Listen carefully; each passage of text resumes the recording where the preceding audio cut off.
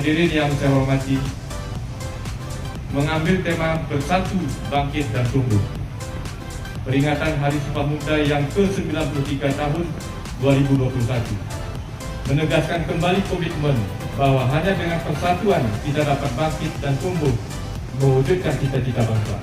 Karena di tangan pemuda nantinya akan melanjutkan estafet kepemimpinan bangsa ini.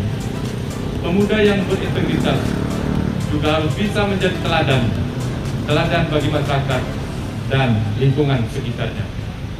Kami ucapkan selamat Hari Sumpah Pemuda yang ke-93.